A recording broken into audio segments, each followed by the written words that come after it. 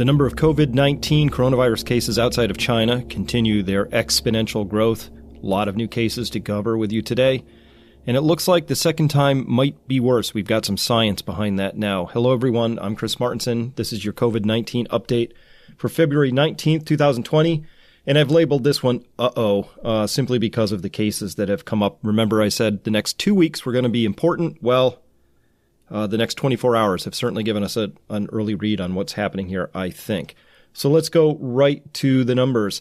Again, as you know, the numbers out of China, who knows what they really mean, but here they are. More interestingly, we see in the Diamond Princess, the plague ship, plus 79. Every day is just 60, 70, 80 cases. 20 still in serious or critical condition, so that hasn't really budged since yesterday, so that's good news. But Japan has now, as predicted yesterday, vaulted to the top of this list with 10 new cases today. Coming in fast, right behind them, though, is going to be South Korea. We've got a lot to talk about here with 20 new cases and a super spreader involved there. But perhaps most surprising, and we'll get to this in just a minute, Iran clocking in, and this is what's mysterious about it, with 2 total cases. That's 2 for today and 2 deaths. So that's a very unusual experience with this so far. So we'll look into that and see what's going on there, but we don't have great data around that. So moving on, the 79 new cases on the Diamond Princess cruise ship into Japan, that's 621 infected out of 3,011 tested so far. That's a 21% infection rate. So there are 3,711 total people on the ship. Don't know why those other 700 people have not been tested. And these cases in South Korea, we're going to have to dive into those. So before we go there, let's look at 6 new cases in Japan, not from the Diamond Princess. This is why Japan is now vaulting to the top of the list. First, we have a man in his 50s who was among the 65 people brought back from Wuhan. Okay, not too surprising there. We had a man in his 60s, a taxi driver, who had contacts with people from the Diamond Princess cruise ship. Well, that must have been a while ago because those Diamond Princess cruise ship folks have been locked down for quite a while. So he's had a fever since last week on February 18th. And on February 18th developed severe pneumonia, difficulty breathing. So he's in an ICU unit right now. We also have a man in his 60s. He's got low-grade fever, sore throat, no travel history abroad for at least 2 weeks prior to onset, so got it from somewhere, again, pointing to the idea that Japan now is dealing with endemic disease. It's endemic to their area, and it's rapidly turning into an epidemic for them. We've got a man in his 40s here showing up as well, and we've got a man in his 70s here testing positive. So not a lot of information on where these people got it from, but it looks like people are starting to pick it up in Japan from other people in Japan, and it's spreading. So we look at this plague ship really quickly. Yes, this number dividing into this number gives you that 21%.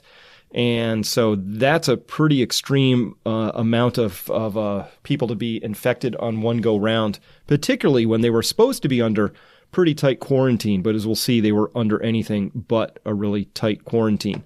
As well, we talked about this taxi driver who drove the cruise ship passengers.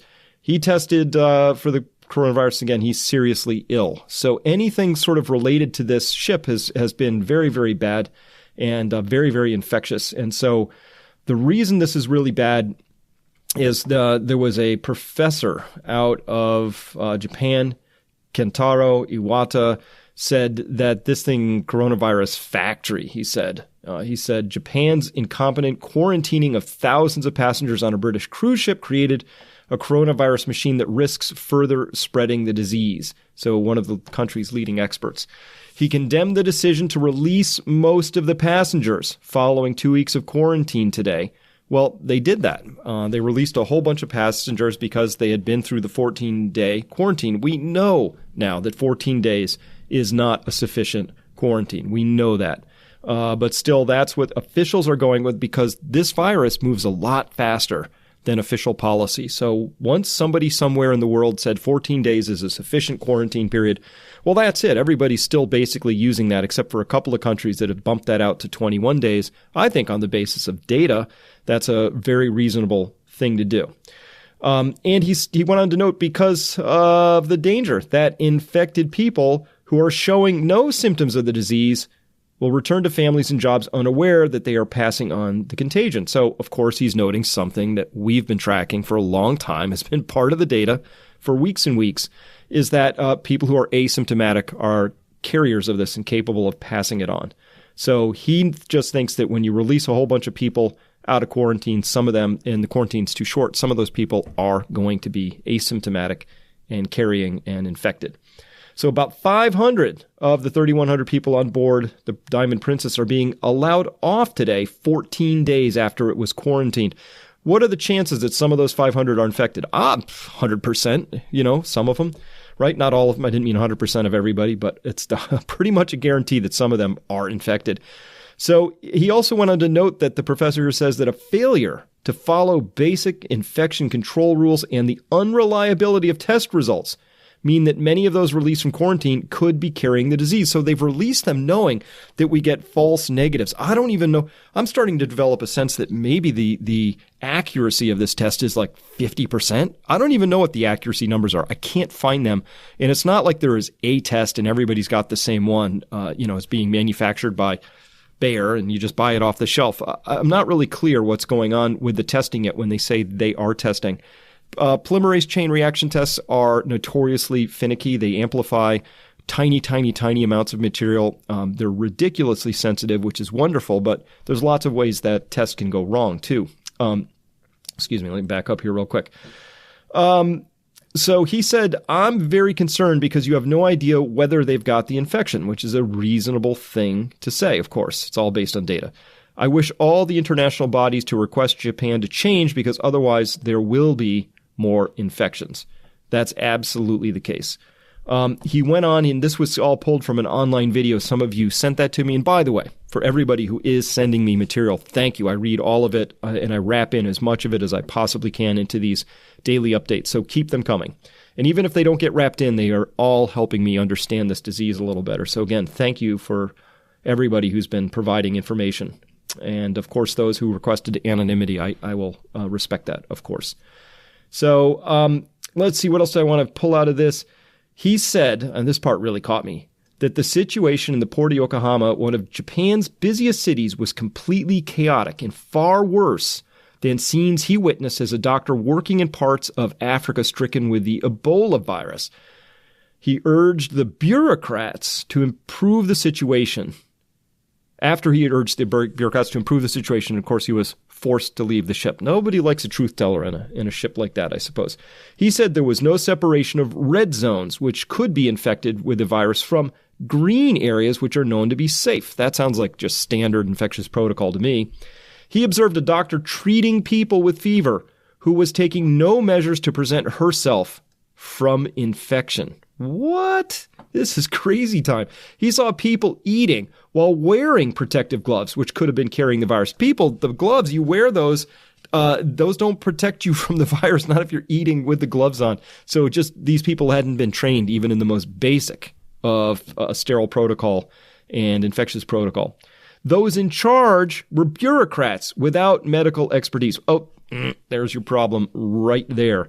No professional infection control experts on the ship. How is that even a thing? How is that? Oh, my goodness.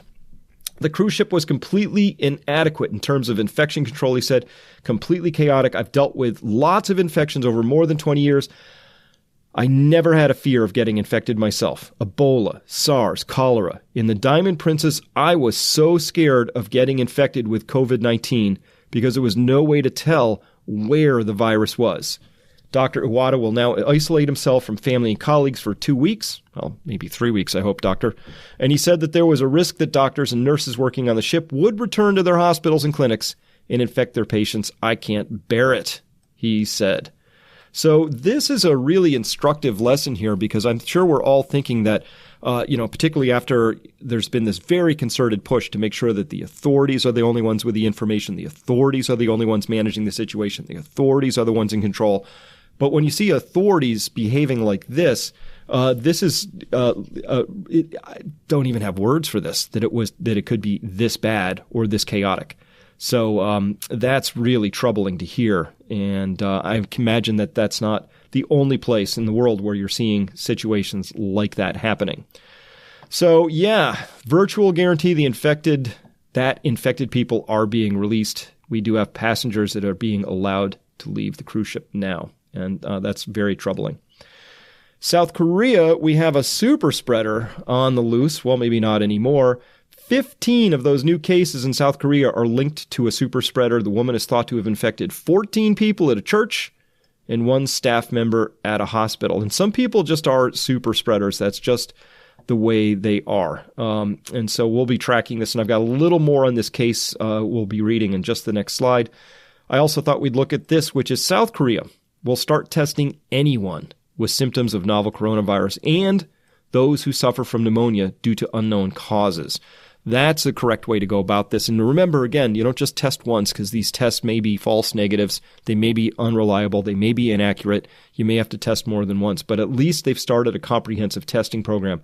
That's what you need to do in order to get your arms around something like this. But again, even if you test and test and test and find somebody who tests positive, that's still just the beginning of your troubles because of the asymptomatic phase of this particular virus. And so let's look at this case a little bit more closely.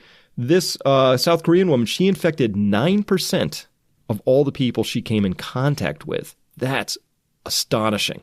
A super spreader is suspected of giving the new coronavirus to 15 other people. So if this woman was, if everybody who got coronavirus is just like this woman, what would the R naught be? 15. She managed, one person passed it on to 15 other people. Out of a total of 20 new infection cases on Wednesday, so the nation's now up to 51. I think they're just at the brink of really a very explosive spread in this because that's just the way these things work. So that was pretty interesting. Altogether, she had contact with 166 others, 128 of them at the hospital, and still managed to pass it to 15. So 15 divided by 166 gives you 9%. That I just think that's astonishing. So I don't. This thing really quite virulent. Amazing how it spreads. There's been another revision. It's the 6th of the Chinese. This is the novel coronavirus pneumonia NCP treatment protocol, and this is what the Chinese doctors are putting out there, and it now includes aerosols as just a thing that they're talking about in there. So this new NCP treatment protocol says there is a possibility, so using the word possibility, of aerosol transmission in the case of prolonged exposure to high concentrations of aerosol in a relatively closed environment. So I guess we're talking hospitals here. It deleted, thankfully, the line, there is currently no effective anti-coronavirus treatment. They now say chloroquine phosphate and Abidol. So those 2 drugs, and also they're going to add plasma treatment for rehab, which we covered yesterday. So these things are coming along. We are finding treatments that do work. They are finding treatments that are working. There's 100 clinical trials underway, but it's going to take time to unravel this and really get through it. Iran, puzzling case. So first cases, plural, they got 2, and of course they showed up with these 2 deaths. So this is really troubling that they would have had just 2 cases, 2 deaths that quickly. It tells me that they probably didn't test for this until they had a couple of really serious cases, which tells me they have more cases than 2, if you follow that logic. Tried to dig into it and find a bunch of data. I couldn't find any data. So very, very light coming out of the state news agency out of Iran. And in particular, no indication to the nationalities of the people infected. So we don't know the ages, the nationalities, the gender, none of that stuff. So nothing useful, but that they are now reporting 2 deaths. And what's interesting is that in Iran, it was just back in February, putting on my Wayback Machine here, there was an Iranian woman died of a suspected coronavirus infection, local media reported, but they went through that, and Iran's health minister said there have been no cases of coronavirus in Iran. So just as of a week ago, there was a denial that there was coronavirus, even though there was suspicion of it. But I'm going to guess that was probably real. And so I think Iran's actually got a problem on its hands, too, based on this. Well, everybody does, but Iran seems to be next up in the firing line. All right, remember I showed you this nice little curve yesterday and said total cases outside of China. We're up at 1,117 as of this moment, so that would be, I don't know, up here somewhere. So we're still on that curve. But just eyeballing that, I said eyeballing that kind of looked exponential. Of course, the way you test for that is you put it on a log chart. So this is a log scale here on the y-axis.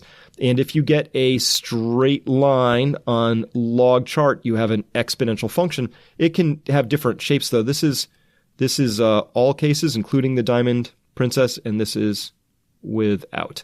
And this noses over here but it's up to here on the 20th, so it's 1,100. So it'd be just above that line. Be right about here.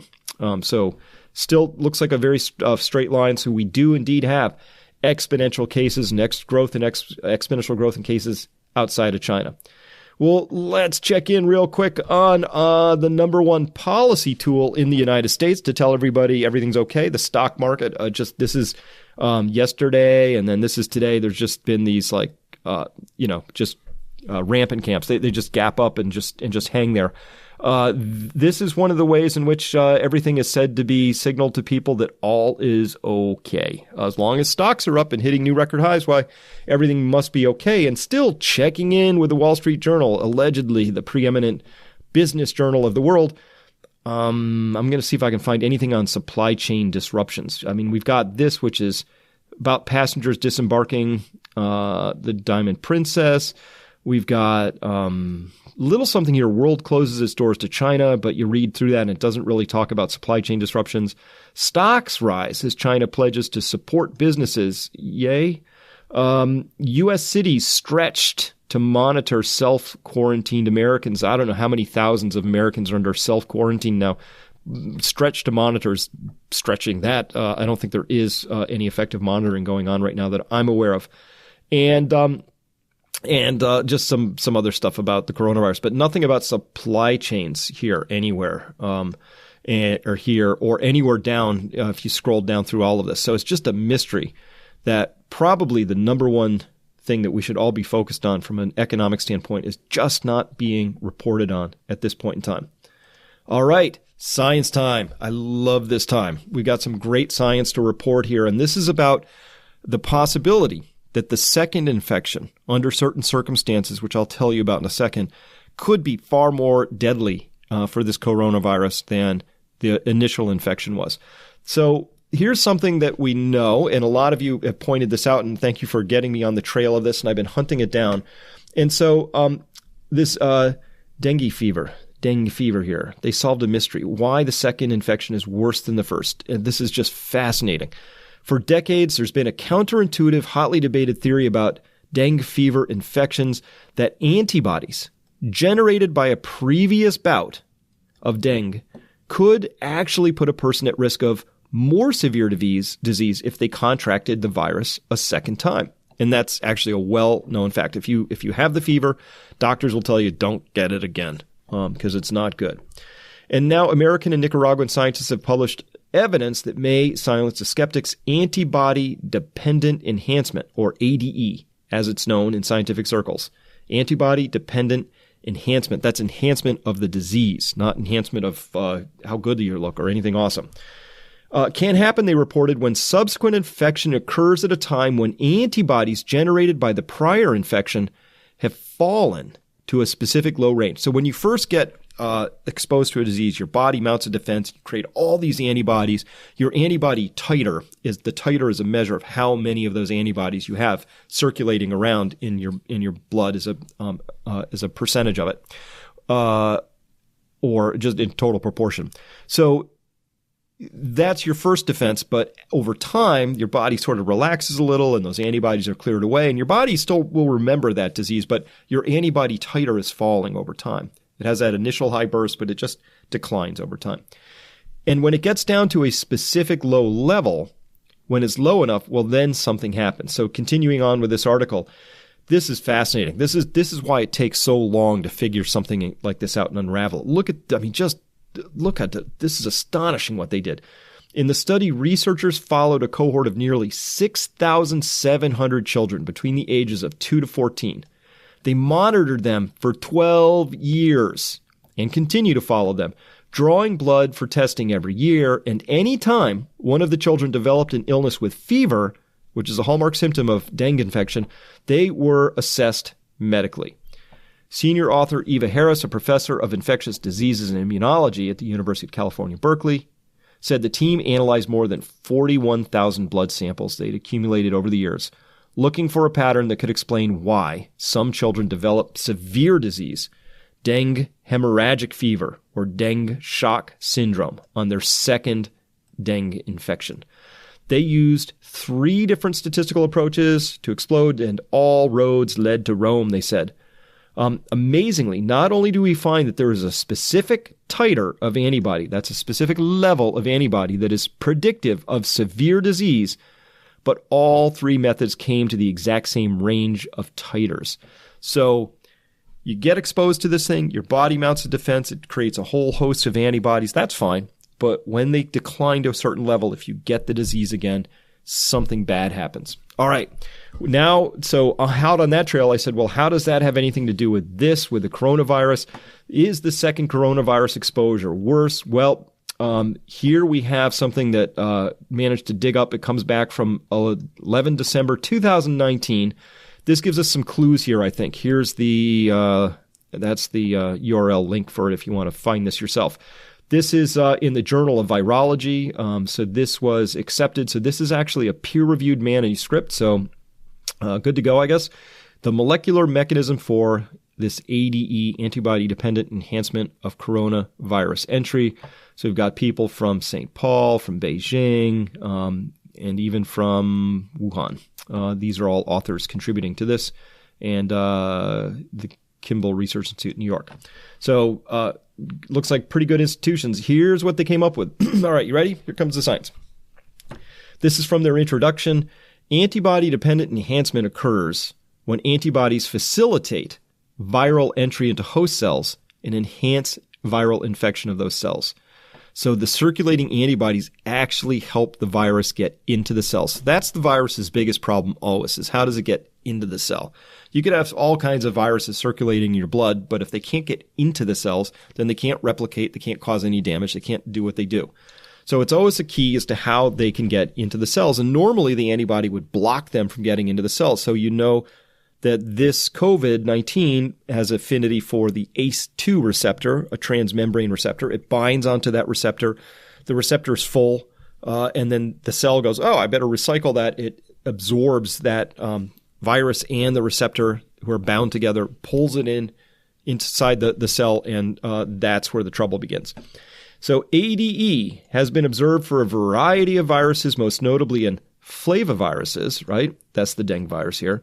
And it has been shown that when patients are infected by one serotype of dengue virus, so that's the primary infection. So there's different forms of it out there. And a serotype would be a form. They produce neutralizing antibodies, which is awesome, targeting the same serotype of the virus. So that's great. However, if they are later infected by another serotype of the dengue virus, i.e. a secondary infection, the pre-existing antibodies cannot fully neutralize the virus. So they're kind of tuned for it, but not perfect. So they kind of work, but they're kind of incomplete. So if it's 100% on the primary serotype, the secondary, let's say it's like 80% good or something like that. It's not, they're not fully neutralizing that virus. Instead, the antibodies first bind to the virus, and then they bind to these immunoglobulin. There's a type of antibody, and these FC receptors on immune cells. So this is the FC receptor over here. This is an antibody. It's got that Y shape. This is the pathogen, might be a virus particle. It's all bound up with this antibody, but then it binds to this receptor here on this effector cell, which is an immune cell, and it gets internalized. And so the antibody actually becomes the path by which this pathogen gets inside the cells. And it mediates viral entry into those cells. Similar mechanism has been observed for HIV and Ebola virus.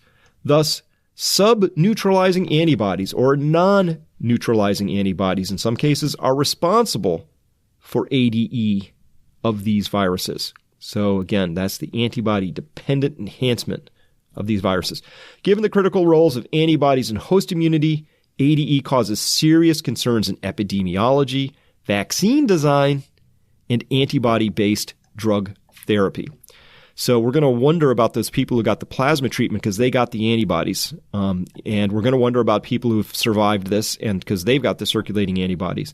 And maybe they're all good now because they've got high titers right now. But in a year, if this thing comes back around and their antibodies have fallen off, could this be a mechanism? All right.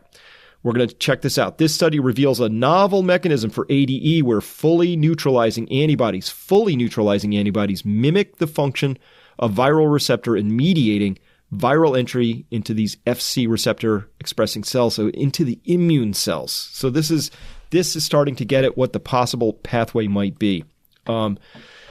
First, they go on to note that ADE has already been observed for coronaviruses. Several studies have shown that sera produced by SARS spike enhance viral entry into FC receptor expressing cells. So they've already seen this, at least in the lab. Further, one study demonstrated that unlike receptor-dependent viral entry, so that's the normal one, that's the receptor-dependent viral entry, that's where the COVID is binding to the receptor, which in this case is the ACE2 receptor. So that unlike that, though, sera-dependent SARS-CoV entry does not go through the endosome pathway. So it's not going through that thing where it gets internalized into the cell and taken in. It's going in through a whole other way. So what they're saying here is that when you first get exposed to SARS or to MERS or to COVID, it's coming into your body through one pathway, but that once you have antibodies in there, whether they are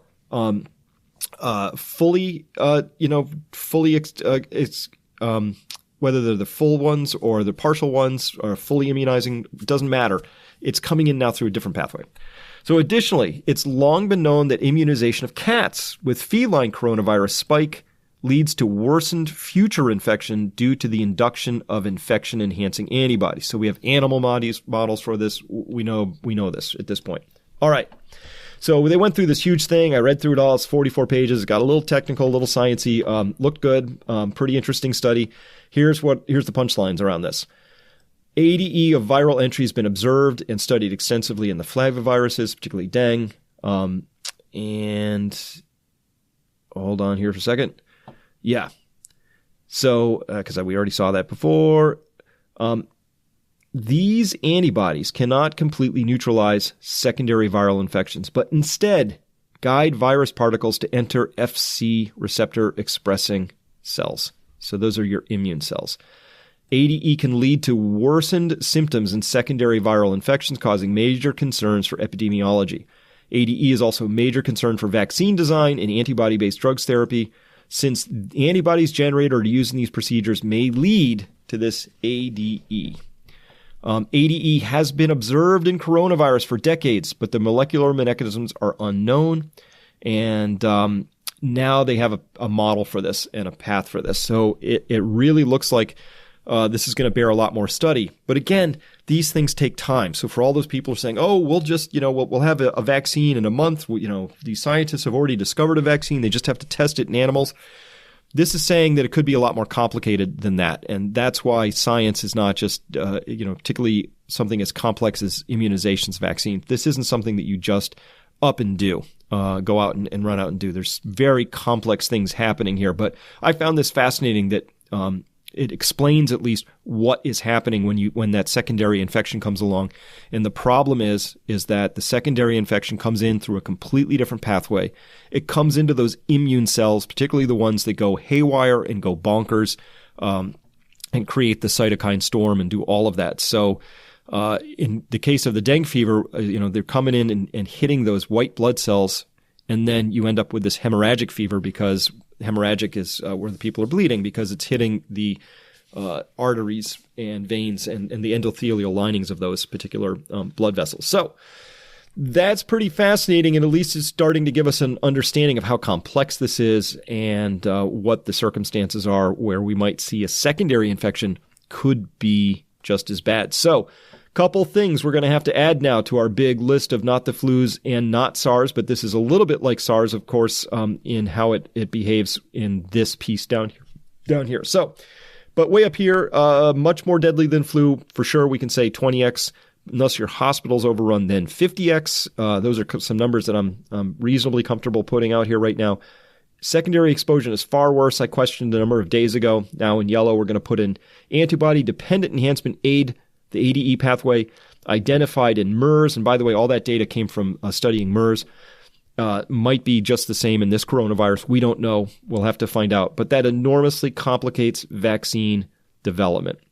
And in particular, the thing that we need to note here is one of the reasons I don't think that we saw a lot of those secondary infections in MERS is because MERS, that Middle East respiratory syndrome, that had an animal host that it was coming out of, thought to be camels, but there was a host reservoir for that. So when people were getting ill, the very low human-to-human transmission around that, it was very, didn't have a lot of secondary infections coming around. So not that many people infected. A lot of them died on a percentage basis, but not that many people infected. So I don't know that we got any data about secondary infections coming around the world for a second pass. Same thing for SARS. Very deadly disease, only transmissive when it was symptomatic. So all those cases got basically shut down. I think it was like 8,000 cases in the world. And then, we had 800 deaths off of that. So again, very deadly, but we didn't get to see a secondary infection wave off of that. We're going to see that with this one because so many people are getting it. So many people are getting this mildly. It's got such a high R0, tons of human-to-human transmission. So with this, with COVID-19, we are going to see some of those secondary infections, and it'll be something to watch if people with low antibody titers are now experiencing significantly worse outcomes as a consequence of that. There's some science behind that. Maybe MERS is totally different from COVID-19. We don't know. That's science. All right, conclusions.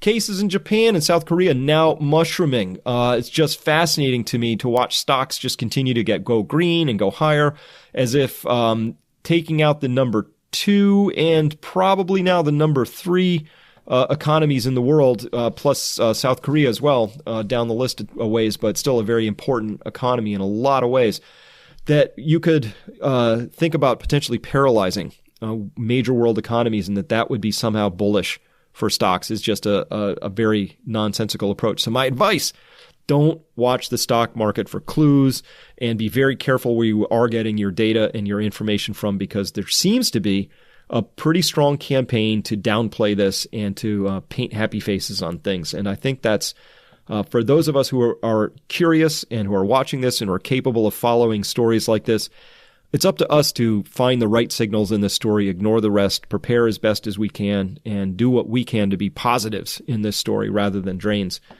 The Diamond Princess experience shows that a lack of readiness is no match for a fast-moving virus. The idea that they had bureaucrats running that containment effort was just an absolute crap show, and that's all the data supporting that with their 20% infections. It's just that didn't work out. But how much can we really expect that it's going to be done better and more elegantly in other places? Look, it's really difficult to manage something like this that's so new, moving so quickly, and it's going to absolutely outpace any bureaucratic effort to stay in front of it. So I think the Diamond Princess is just a case study in that whole process. Cases on the outside of China are continuing on an exponential increase. These next 2 weeks minus a day are really going to be really critical. But today is a first day of those next 2 weeks. Is really the cases just jumped. Putting all the happy faces on everything, equity markets in quotes now because I don't think it's functioning like a market anymore. Those are there. I understand why they're doing that. Again, I totally get it. If I was in trying to macro manage this thing, I totally understand why they're doing what they're doing. But we're down here at our level and talking to individuals. And so my advice is don't pay attention to that stuff. Pay attention to the data that you can get your hands on and draw your own conclusions. And always, always, always trust yourself. Not me, nobody else. Trust yourself on this whole thing. Do what feels right for you. The MERS data shows and suggests that a second exposure to COVID-19 with a suitably low antibody titer, got to put that caveat in there, could be far worse than the first exposure. We're going to have to watch that. That is a very serious risk, I think, at this point in time. And we will be seeing secondary infections with this after it goes around the world once, and people will have be re-experiencing this again, possibly with a secondary sera type.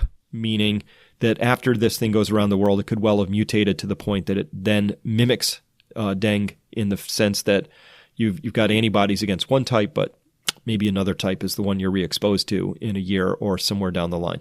And with that, thank you very much for listening. We'll talk to you next time.